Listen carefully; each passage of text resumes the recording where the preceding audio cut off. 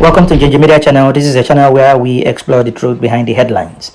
Peter Obi reacts as Okonjo-Iweala gets major appointment. The former governor of Anambra State, who also was the vice presidential candidate of the People's Democratic Party, the PDP, in the 2019 presidential election, Peter Obi, has described as deserving and highly rewarding the recent appointment of former World Bank Managing Director and former Minister of Finance of Nigeria, Dr. Ngozi Okonjo-Iweala, as the head of South African Economic Advisory Team. Let this sink in for a moment. Okonjo-Iweala has been appointed to head the South African Economic Advisory Team.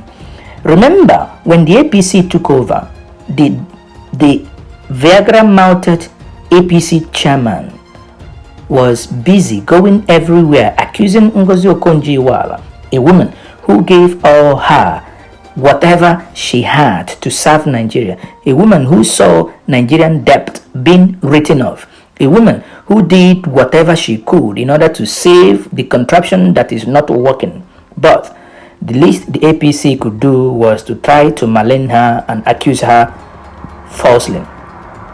Peter Obi said in a statement today, being Saturday, from his Abuja office, that by this appointment, South Africa has picked an experienced and committed economic manager.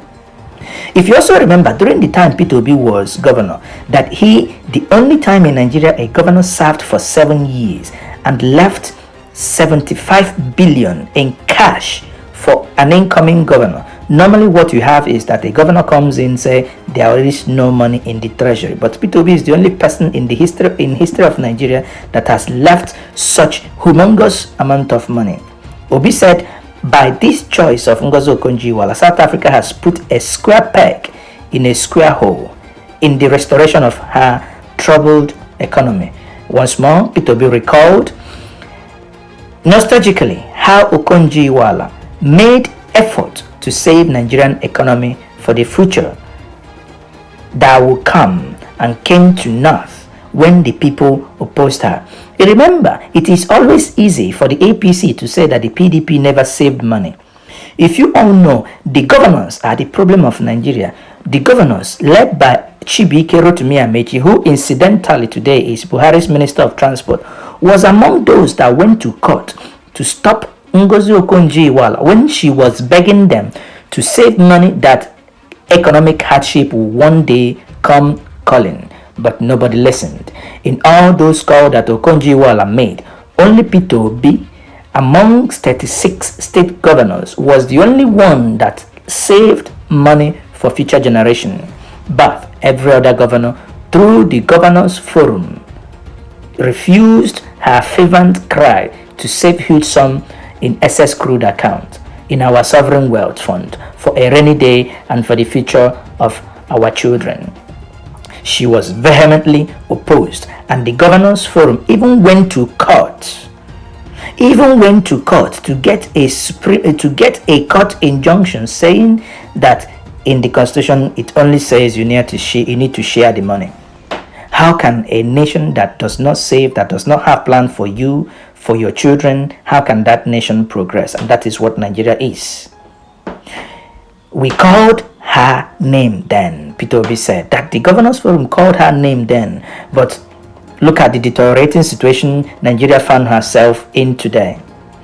Peter Obi, in his congratulatory message today dispatched to Ngozi Okonjo-Iweala on the landmark appointment, Obi described her as an exceptional personality and first-class ambassador of Nigeria, and the one whose commitment to a better society remains outstanding.